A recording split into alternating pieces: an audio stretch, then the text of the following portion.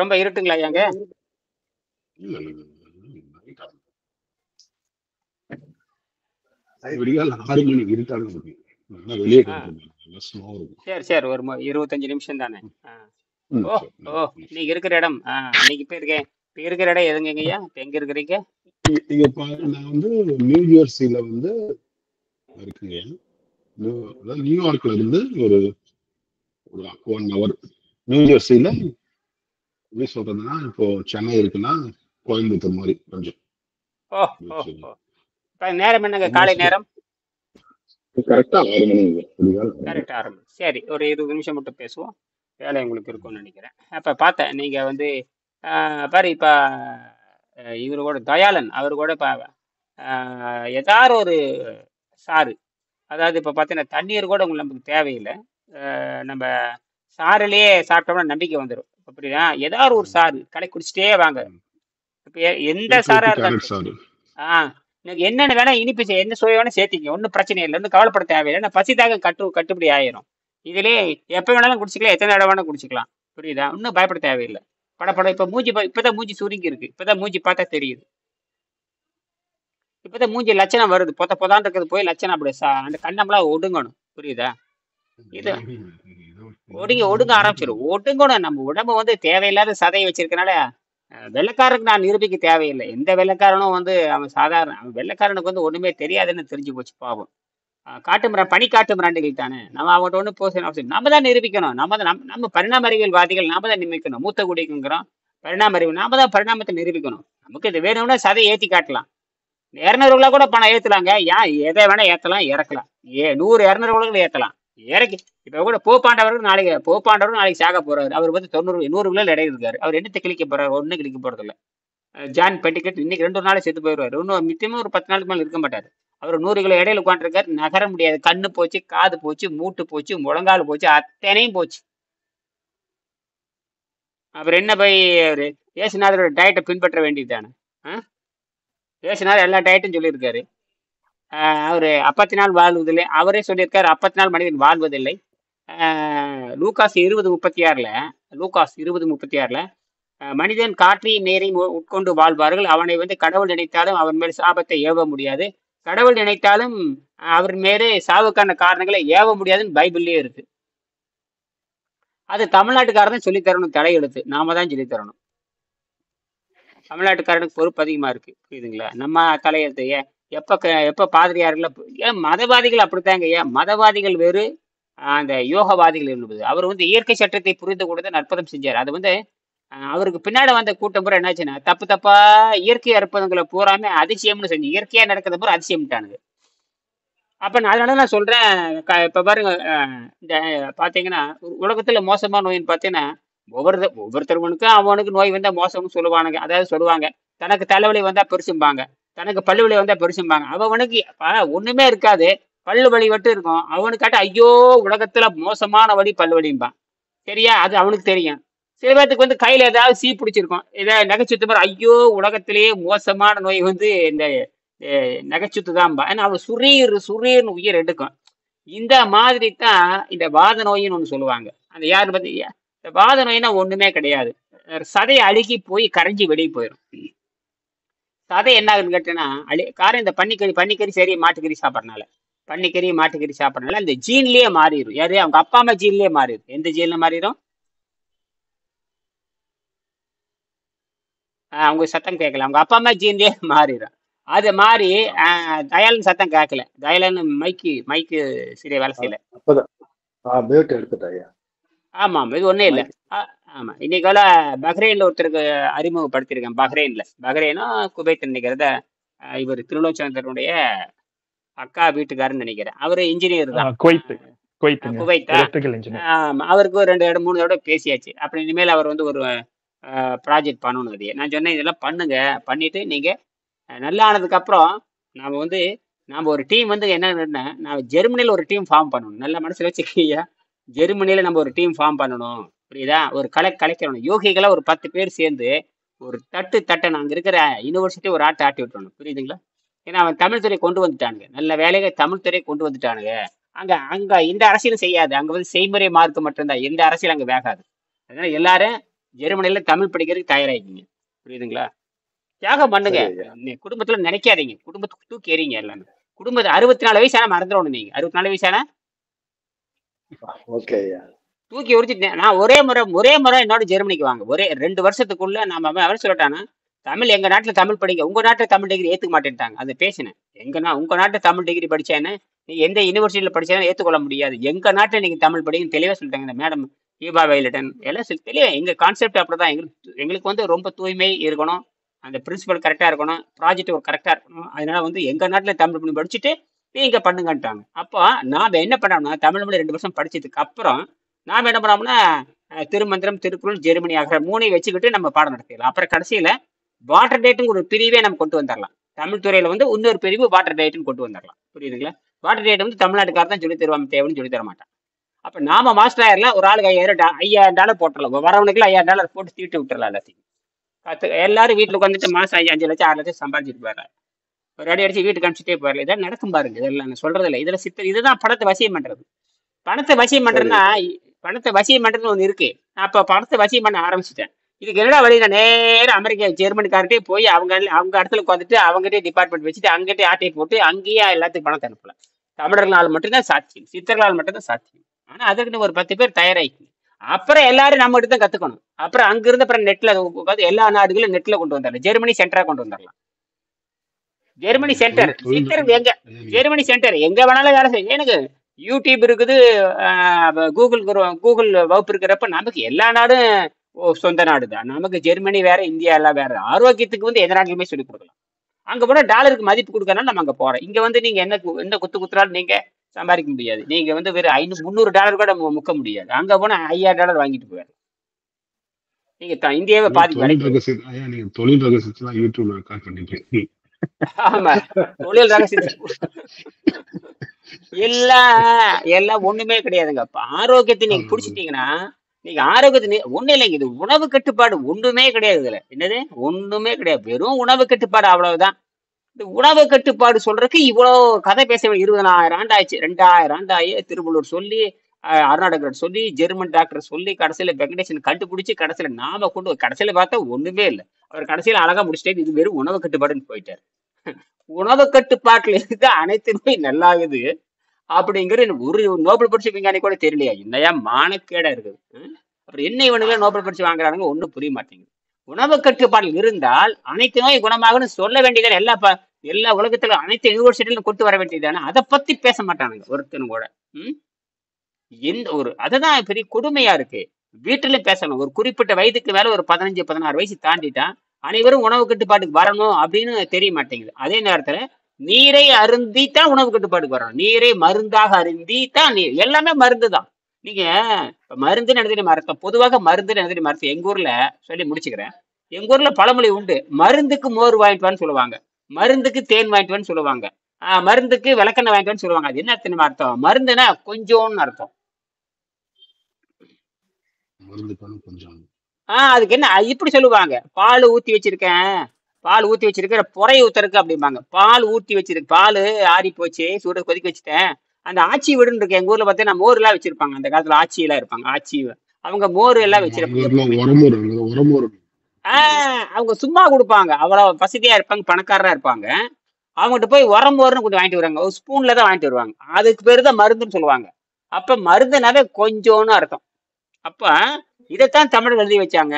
உணவும் மருந்து 3 வேலைன்னு எடுத்தாங்க. அதாவது மருந்தும் விருந்தும் 3 வேலை, அதுக்கு மேல போகக்கூடாது. இப்ப கொஞ்சமா. அப்ப அந்த உரை அதே மரத்தை நீரை மருந்தாக அருந்துனா நீரை கொஞ்சம் கொஞ்சமாக அறிந்து கொண்டே இருக்கும்னு அர்த்தம். அதான் விஷயமே. இதை வள்ளுவர் சொன்னது நமக்கு புரியவே இல்லை. 2000 ஆண்டுக்கு அப்புறம் இந்த மண்டைக்கு ஏறிச்சு.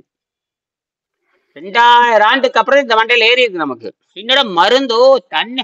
அப்புறம் தான் நான் என்ன பண்ணு கேட்டி, நான் வலுக்கட்டாயமா நீரே மருந்தா ஒவ்வொரு வாக்கியத்திலும் போட்டப்ப நீரே மருந்தாக அருந்தி சொல்லி ஒரு 1000 வீடியோ போட்டேன். 1000 வீடியோல பார்த்து நீரை மருந்து, காலை முதல் மாலை வரை நீரை மருந்தாக அருந்தி நீரை. அது நம்ம நீரை மருந்து, அதை 30 ml 35 ml எப்பவுமே வயிற்றுல வச்சுக்கோ. இப்ப நான் என்ன பண்றேன், நம்ம மாதிரி ஆளுகளை கொஞ்சம் பார்த்து சரி ஜூஸ் வச்சுக்கோ போ, ஆனந்த நெல்லிக்காய் சூறு, அதை ஏதோ ஒரு ஜூஸ் வச்சுக்கோ. பயம் போயிடும். பசி தானே உங்களுக்கு பயம் கொள்ளுது. பசியே இருக்காதே. ஜூஸ் குடிச்சா பசி நின்று போகுது. அது கொஞ்சமா குடிச்சிட்டு இருந்தே நான் ஆனந்தமா இருக்கும். இப்ப காலையில டீ சாப்பிட்டேன். இன்னைக்கு எங்க வீட்டுல வந்து எடுப்பு டீ கொடுத்தாங்க. சரி போடு போட்டு வச்சுட்டாங்க. ஒரு டீ சாப்பிட்டா அவ்வளோ. இப்போ காலையில டீயில் ஓடிட்டு இருக்கு. இப்போ நானே டீக்கு மாறிட்டேன். இப்போ என்ன பண்றது? இப்போ உங்களோட சேர்ந்து நானும் கொஞ்சம் பயணம் பண்ண முடியும். இப்போ நானும் டீக்கு மாறிட்டேன். வேற என்ன பண்றது? இப்ப வழியே இல்லை. அவங்க ஏதோ தோசை எங்கேயும் சுட்டு தின்னுட்டு இருக்கிறாங்க. அவங்க என்னமோ தின்னுட்டு போறாங்க. நமக்கு என்ன? நமக்கு வந்து நீ கூட சொன்ன இன்னைக்கு ஒரு காணொலி போட்டிருக்கேன். அதே மாதிரி ஜெர்மன்ல ஜெர்மனுக்கு நம்ம எப்படி போகணும் ஒரு ஒரு வழக்கறிஞர்கிட்ட பேசிட்டு இருக்கேன். அவர் வந்து ஜெர்மன் மொழி படிச்சுட்டு இருக்காரு. எங்க ஒரு கோயம்புத்தூர்காரு. அவர்கிட்ட பேசினா ரெடியா போச்சு. நீங்க கரெக்ட் பண்ணிக்கங்க. நீங்க இந்த இந்த மாசமே அனை மாசம் மே மாசம் அவங்க வந்து வருஷத்துக்கு 2 தடவை வெளிநாட்டுல பாத்தீங்கன்னா வருஷத்துக்கு 2 தடவை மாணவர் சேர்க்கை. அதனால அதேமே ஏப்ரல் ஜனவரி மார்ச்ல அது வந்துடும். மார்ச்ல போட்டாங்க. எங்க எல்லா நாளும் ஐரோப்பிய நாடுகள் கூட வருஷத்துக்கு 2 தடவை மார்ச் ஜனவரி பிப்ரவரி மார்ச்சுக்கு அப்புறம் March April May June July August அப்புறம் செப்டம்பர்னு நினைக்கிறேன். அந்த மாதிரி வருடத்துக்கு 2 தேர்வு அப்படி எப்படியே இருக்கட்டும். அதனால அவ சேர சொல்லியிருக்கேன். அதுக்கு வேலை படுத்திட்டு இருக்கேன். அவருக்கு ஜெர்மன் மொழி வரை தெரியும். ரொம்ப வசதியா போச்சுட்டாங்க. ஜெர்மன் மொழியிலே விண்ணப்பம் போடுறீங்களா? அப்படி போடுங்க. ஜெர்மன் மொழியிலேயே விண்ணப்பம் போடுங்க. தமிழ் மொழி பிடிக்க போறேன் அப்படின்னு அவர் பார்த்துட்டாரு. சார் நான் ஜெர்மன் மொழி விண்ணப்பம் போடலான் இருக்கேன். போடுன்ட்டேன் நான். பரவாயில்லையே, தமிழ்நாட்டுக்காரன் ஜெர்மன் மொழி விண்ணப்பத்தை போட்டு எனக்கு தமிழ் மொழி பிடிக்கிறதுக்கு அப்பாயின்மெண்ட் வாங்கிக்க. அப்புறம் அங்கே போய் 2 வருஷம் போறேன்ட்டாரு. இந்த மாதிரி 2-3 பேர் போயிட்டோம்னா அப்புறம் கலக்கி விட்டுறலாம். அப்புறம் இந்த புத்தகத்தை அவர் அறிமுகப்படுத்திட்டு இல்லையா, அவங்க நோக்கம் நான் கட்டினா 2 வருஷம் படிச்சுக்க, அப்ப ஏதோ ஆராய்ச்சி பண்ணு. Right, okay. அப்புறம் 2 வருஷம் படிச்சுக்க வேண்டியது. அப்புறம் அங்கேயே உட்காந்து பிஹெச்டி பண்ண வேண்டியது. இந்த புத்தகத்தை பிஹெச்டி பண்ணிட்டோம்னு வச்சுக்கோங்க, அவ்வளவுதான். அப்புறம் அங்கேயே யூனிவர்சிட்டியில் நிரூபிச்சுட்டு போறல. ஒரு 50 பேர்த்து கூட்டிட்டு போய் எல்லாத்துக்கும் வாட்டர் டேட்ல போட்டு ஜூஸ் டேட்ல இருந்து காட்டினாவே அப்படி வெட்டை வெடிவித்து போயிடும். நீங்க வந்து ஒரு ஜூஸ் டேட்லயே போடலாம், காப்பிலே போட்டு அடிச்சுட்டு விடலாம். வெறும் டீ காப்பி சாப்பிட்டு ஒரு 2 மாசம் இருந்து வச்சுக்க, வெயிட் ஏறவும் இல்லை இறங்கவும் இல்லைனாலும் கன்ஃபார்ம் ஆயிரும். வெயிட் ஏறவும் இல்லை இறங்கவும் இல்லை, இவன் லிக்விட் தான் சாப்பிட்ற அப்படின்னு நம்ம சொன்னதெல்லாம் தப்பா போச்சுன்னு அப்புறம் சுறுசுறுப்பா இருமுவோம். எல்லாரும் 10 கிலோ 5 கிலோ வெயிட் தூக்கி மேலே கீழே இறக்கி காமிச்சுன்னு வச்சுக்கங்க, மொத்தமாவே கல்வியெல்லாம் மாத்திரா அப்படிம்பான். அந்த ஏற்கனவே நாசாக்காரன் பண்ணிட்டா அந்த ஆள் வந்து ஸ்பிரிட் பேஸ்ல போனங்காட்டி யாருக்கு புரியல. அந்த சூரியன் சித்தாந்த பேசுன எவனுக்கும் புரியாது. நல்ல வேலை வெங்கடேசன் வந்து எவல்யூஷன்ல கை வச்சாரு. அதுதான் கலக்குது. இந்த குவாண்டம் பயாலஜின்னு போட்டிருக்கேன் பாருங்க. இன்னைக்கு ஒரு அமெரிக்கர் பார்த்துட்டு என்ன அருமையான கட்டுரைங்கிறார். ஒருத்தர் அமெரிக்கர் பார்த்துட்டு அற்புதமா கட்டுரை எழுதியிருக்கு. நான் எங்கே கட்டுரை பண்ண, நான் ஒரு 10 பாயிண்ட் எழுதி சாட்ஜிபில போட்டுவிட்டேன். எனக்கு தகுந்த மாதிரி கட்டுரை மாத்துறான்னு அது கடகல அழகா பேசி கரெக்டா அழகா எழுதி எனக்கு கொடுத்துருச்சு. அது தூக்கி போட்டங்காட்டி ஒருத்தர் பாராட்டுறாரு. அற்புதமா இருக்குது அப்படின்ட்டு. குவாண்டம் பயாலஜி நீங்க போட்டது குவாண்டம் சொல்றீங்கன்னு. அதாவது எனர்ஜியை வந்து எங்க இருந்து எடுத்துனா அந்த சப்டல் எனர்ஜி இருந்து கையில எடுத்துக்குது. அதான் விஷயமே. இந்த சப்டல் எனர்ஜி எடுத்துக்கிறத டாக்டர் அர்னால்டு வந்து 150 வருஷத்துக்கு முன்னாடி காஸ்மிக் எனர்ஜின்னு சொன்னார். 150 வருஷத்துக்கு முன்னாடி காஸ்மிக் எனர்ஜினா எவனுக்குமே தெரியாது. யாருக்கு தெரியும் பேரு? அவர் காஸ்மிக் எனர்ஜி நான் அப்பவே சொல்லிட்டேன். 1920 காஸ்மிக் எனர்ஜிங்கிறது எவனுக்கு தெரியும்? காஸ்மிக் எனர்ஜினா என்னன்னே தெரியாது யாருக்கு. லைட்டே பார்த்துருக்க மாட்டேன். வெளிச்சம்னா என்னன்னே தெரியாத காலத்துல போய் காஸ்மிக்ல உடம்பு நம்மளால அருளை இயங்குதுன்னு எழுதிட்டான். நம்மளால அருள் சக்தியிலே இறங்குது. அருள் என்ன அதே காஸ்மிக் தான். அருள்னாலும் காஸ்மிக் தான். இப்ப சொல்ல குவாண்டம்னா காஸ்மிக் தான். எல்லாமே சப்டல். அதுக்கு பேர் சப்டல் எனர்ஜின்னு பேர். என்னது? Subtle energy. சப்டல்னா கண்ணுக்கு தெரியாத நுண்ணலைன்னு பேர். நம்மளை சுத்தி சப்டல் எனர்ஜி ஓடிட்டே இருக்கு இல்லையா? அதனாலதான் இயற்கை என்ன பண்ணுச்சுன்னா தாவரத்துல இருந்து மாத்தி விட்டு பச்சையத்துல இருந்து நமக்கு மெலோடியா மாத்தி விட்டுருச்சு. தாவரமா இருக்கிற பச்சையும் அதுக்கப்புறம் மனுஷனா மாறப்ப மெலோடினா மாறுச்சு. பச்சையம் என்ன பண்ணுதோ அதையே இருட்டுலயும் வேலை செய்யும், பகல்லையும் வேலை செய்யும். தாவரம் பகல்ல மட்டும்தான் வேலை செய்யும், நாம இருட்டுலயும் வேலை செய்யற மாதிரி மெலோடியை மாற்றி பிடிச்சு. அது விவரமா இருக்குதுங்க.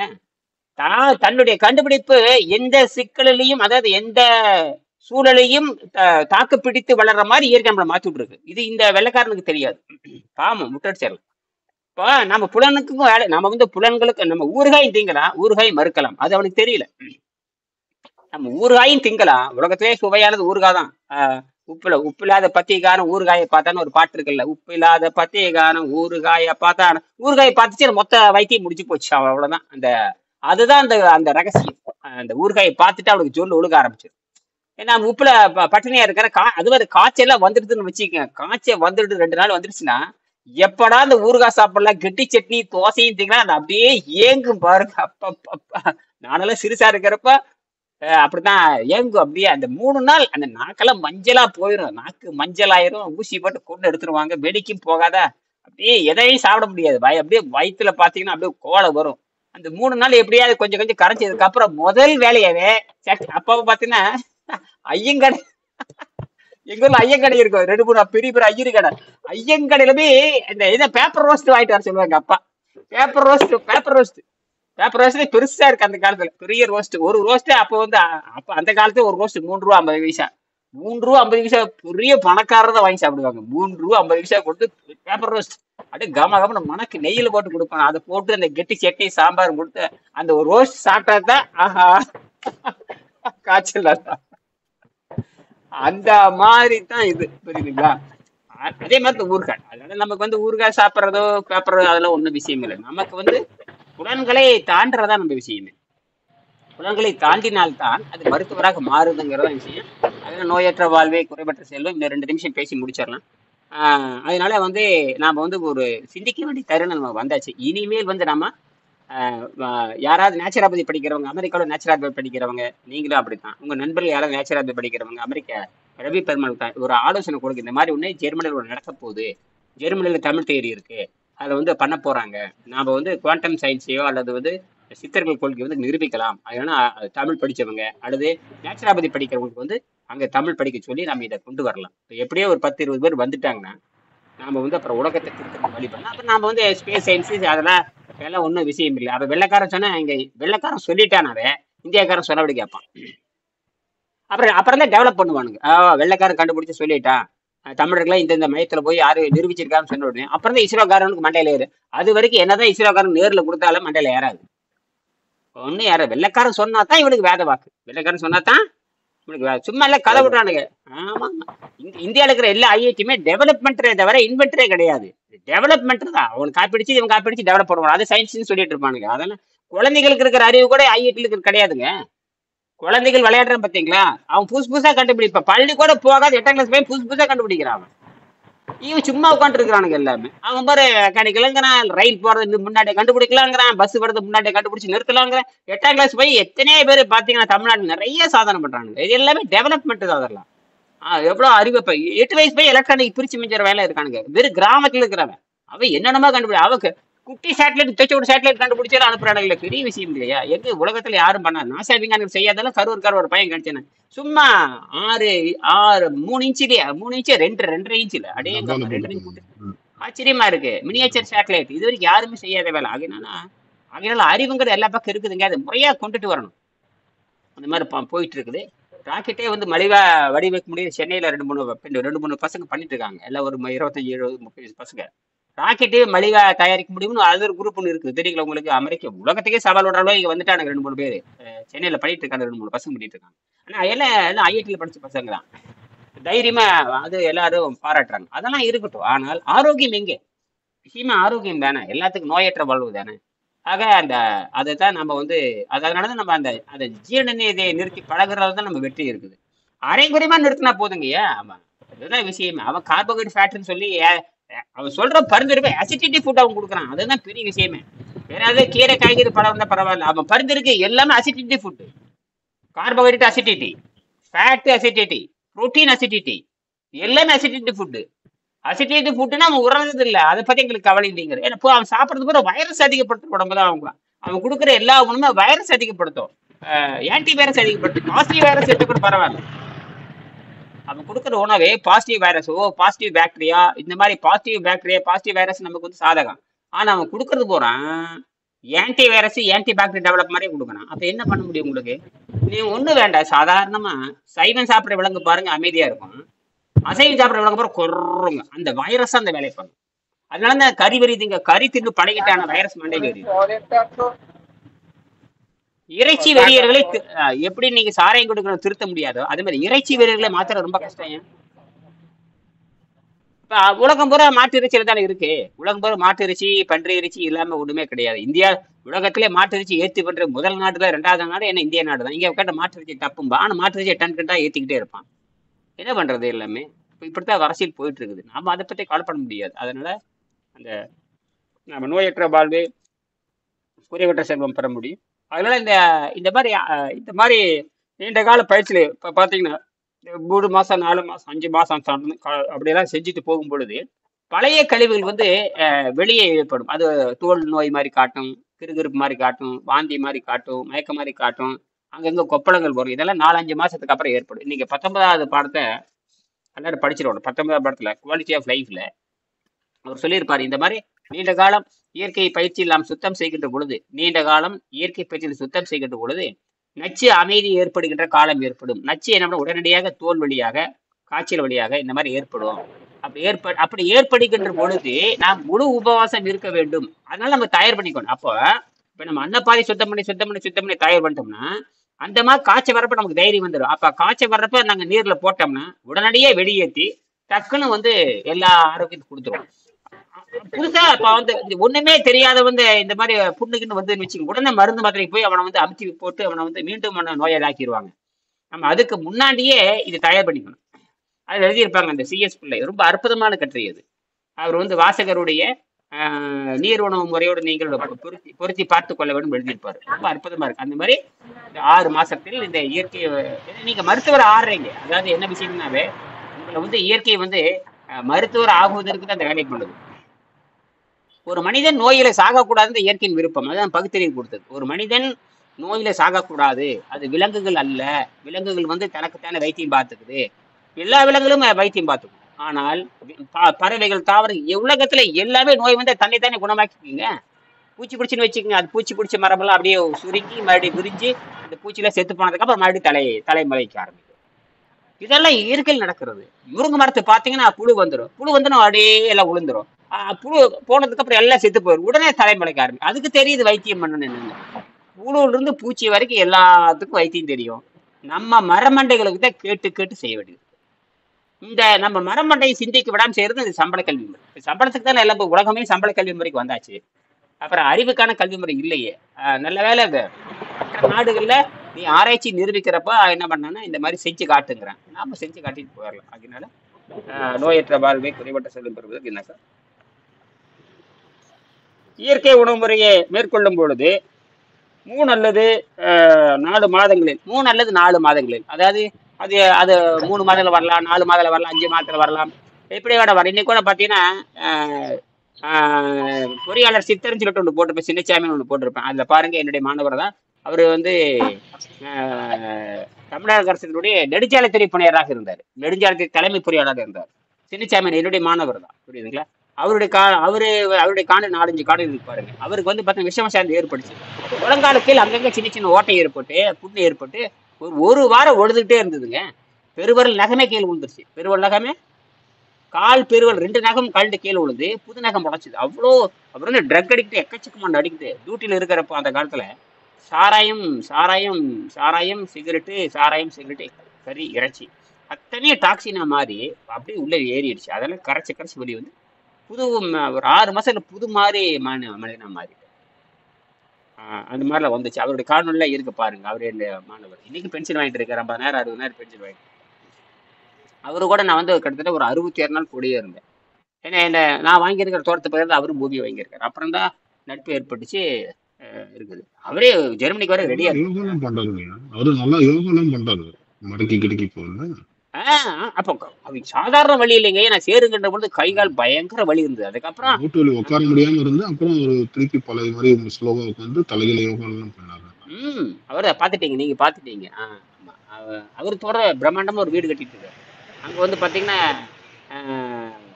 குகை ஒண்ணு கட்டுறாரு. கீழே மேல இருந்து கீழே போய் ஒரு 10 ஒரு குகை ஒண்ணு கட்டிருக்கு, வீட்டு கட்டிட்டு அது பார்த்து அதெல்லாம் பண்ணிட்டு இருக்காரு. அங்க போய் எதிர்காலத்துல நம்ம பண்ணிக்கலாம் அப்படிங்கிறாரு. அங்க போய் பயிற்சி எல்லாம் கொடுக்கலாம். அருமையா 10 ஏக்கர் பூமிங்க. அந்த மாதிரி இன்னைக்கு 100 கோடி, இன்னைக்கு 10 கோடி வேணும். 10 ஏக்கர் பூமி வேணும். அவ்வளவு ஆத்தோரத்துல சாதாரண விஷயம் இல்லை.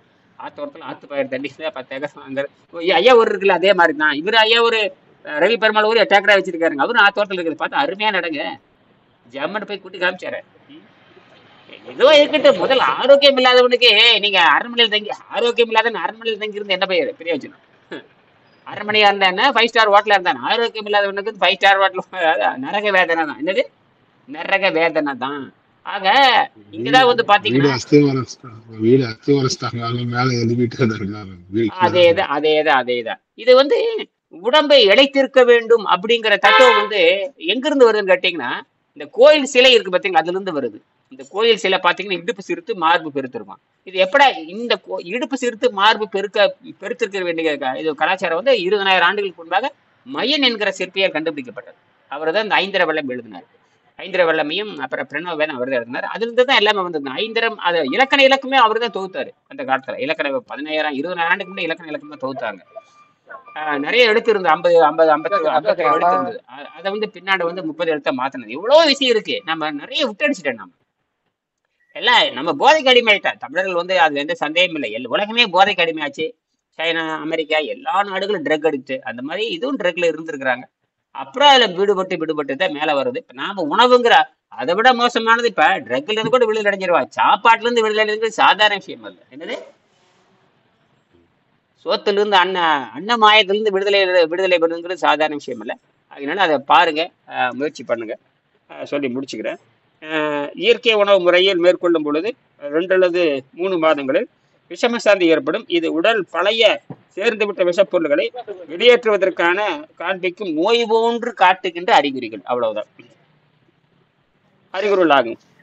முழு உபவாசமும் இந்த நேரத்துல பயப்படாம என்ன பண்ணணும்னா, முழு நீர்லயே இருக்கணும். ஏற்கனவே நீர்ல இருந்து காய்கறி சாப்பிட்டு பழக்கப்பட்டிருக்கும் பொழுது நீங்க அந்த மாதிரி 3 மாசம் 4 மாசத்துல பழைய விஷயங்கள் வந்து வெளியேற்றும். அப்ப வந்து என்ன பண்ணணும்னா, நோய் மாதிரி காட்டி நல்லதாக்க அந்த நோயை உண்டாக்கி தான் பண்ணுது. அது தற்காலிகமா நோயை உண்டாக்கி பயப்பட வச்சு, ஓய்வு எடுக்க வச்சு, படுக்க வச்சு, அப்போ உபவாசத்தை கேட்குது. அப்ப என்னன்னா, நீரை அருந்தி இருக்கிறப்ப சீக்கிரம் அது குணமாயிரும்.